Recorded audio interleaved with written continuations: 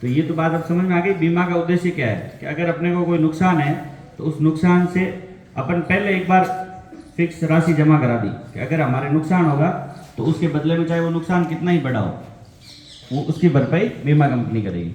ठीक है, ये तो आ गया सबको समझ में। अब मेरे को ये बताओ कि सबसे बड़ा धन क्या है आदमी के पास? पैसा सबसे बड़ा धन है। तो ये कह रहे हैं बिल्कुल स्वास्थ्य है। तो अपने है ना, हेल्थ इज वेल्थ। अगर अपन स्वस्थ हैं तो सब कुछ है, नहीं तो पैसा तो फिर खाते में ही रह जाएगा। फिर नॉमिनी ढूंढना पड़ता है कि किसके ट्रांसफर होगा पैसा। समझ रहे हो ना? तो पहला सुख निरोगी काया है। तो अपने को अपने स्वास्थ्य का सबसे पहले ध्यान रखना है। तो अब एक तो हो गया बीमा और एक हो गया स्वास्थ्य। तो अपने स्वास्थ्य के बीमा को लेके जो स्कीम चलाई है राजस्थान सरकार ने, उसका नाम रखा है इन्होंने मुख्यमंत्री चिरंजीवी स्वास्थ्य बीमा योजना। आ गया समझ में? आप में से कईयों के परिवारों का तो बीमा सरकार ने कर दिया होगा, जिनको मान लो एनएफएसए में जो चयनित है, मतलब आप आसान भाषा में पढ़ने से समझते हैं कि जिसके परिवार को गेहूं मिल रहा है सरकार की तरफ से फ्री, है ना, उनका तो बीमा सरकार ने कर दिया। लेकिन गांव में सारे परिवारों को तो मिल नहीं रहा। कुछ ऐसे परिवार हैं जो एपीएल जिनका राशन कार्ड है वो लोग, या किसी के सरकारी सेवा में हैं, या कोई इनकम टैक्स दे रही है फैमिली, तो वैसे लोगों का नाम उस सूची में अभी तक नहीं है। तो उसके लिए सरकार ने एक वार्षिक प्रीमियम रखा है। वार्षिक प्रीमियम मतलब साल में एक बार जमा कराना होगा, फिर अगले 1 साल तक आप चाहे कितने ही गंभीर बीमार पड़ जाओ, मतलब पूरे परिवार में, उसके चाहे कितना ही बड़ा ऑपरेशन हो, 2 लाख 5 लाख 10 लाख तक, उसके पैसे आपको नहीं देने।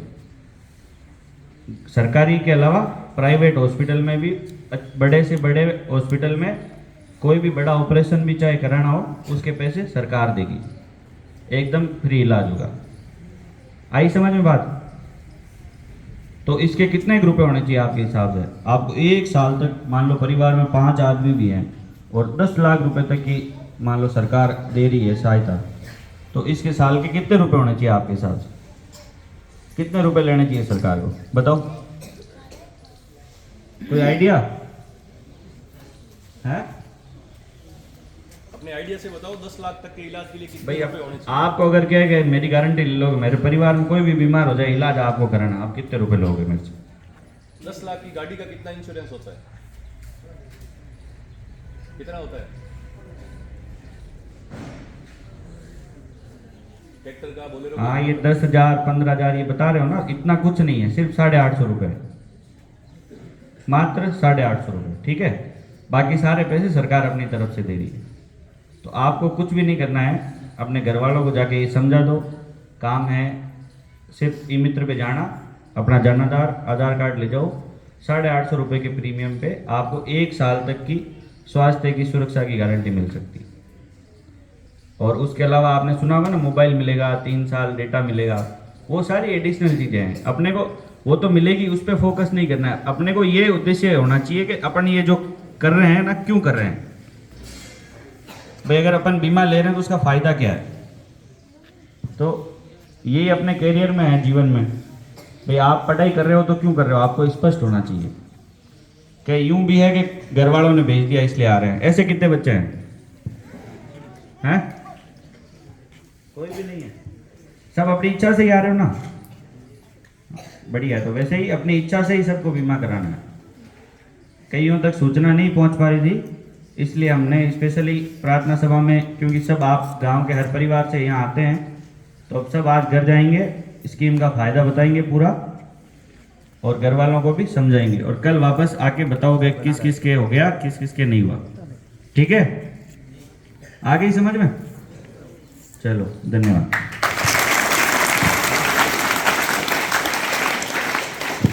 बहुत बहुत आभार तहसीलदार साहब। एक बात जो तहसीलदार साहब ने मोटी मोटी कही है वो ये है कि जिनको गेहूं मिल रहा है, जिनके परिवारों को, उसके अलावा जो लोग हैं उनको 850 रुपये देने हैं। उनमें से भी बहुत से लोगों ने कल करवा दिया, उससे पहले करवा दिया। तो जिनको गेहूं नहीं मिल रहा है वो लटके हाथ खड़े करो, जिनके परिवारों को गेहूं नहीं मिल रहा है वो हाथ खड़े करो। देखें, जिनके परिवार को गेहूं नहीं मिल रहा है। आप में से ऐसे कितने जने हैं जिनके परिवार को गेहूं नहीं मिलता है?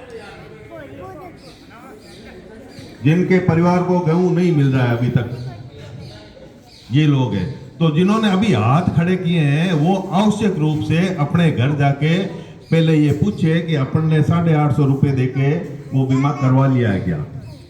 अगर नहीं करवाया है, सुबह अपने अपनी क्लास टीचर को ये बात बताएं कि मैंने घर पे समाचार कर दिए हैं, जल्दी करवा लेंगे, या आज कर रहे हैं, कल कर रहे हैं। उससे फायदे क्या है ये सारे बता दिए। आप तो सरकारी अधिकारी है, ज़्यादा बता नहीं रहे हैं, मैं बता देता हूँ। एक तो मोबाइल और फ्री डाटा वाला चल रहा है, आप सबको पता है। तो मोबाइल मिलेगा, 3 साल के फ्री डाटा मिलेगा, ये सरकार ने घोषणा कर रखी है। सरकार ने घोषणा कर रखी है, कहीं कहीं चालू भी हो गए। मेरे ख्याल से कल साहब भी बता रहे थे कि मेरे नागौर में तो चालू हो गए, तो अपने भी यहाँ शीघ्र चालू होने वाले हैं। ये तो मिलेगा ही मिलेगा। मुख्य उद्देश्य हालांकि स्वास्थ्य का ही है। अपन 1 साल में किसी को सर्दी जुकाम भी लग जाता है, एक बार किसी बच्चे को लेके जाते हैं तो 500, 700, 800 रुपये लग जाते हैं।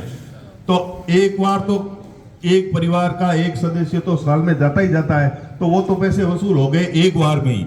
और सिर्फ सरकारी अस्पताल ही नहीं, प्राइवेट अस्पतालों में अच्छी अच्छी सुविधाओं वाले प्राइवेट हॉस्पिटलों की लिस्ट बनी हुई है। उसमें भी आप जाओगे तो कोई पैसा नहीं लगेगा, न जांच का लगेगा, न दवा का लगेगा, न कोई बड़ा ऑपरेशन हो तो लगेगा। तो इतना बड़ा फायदा है, इसीलिए सरकार और ये अधिकारी सारे हमें फोकस कर रहे हैं कि भाई आप एक भी परिवार ऐसा बचना नहीं चाहिए।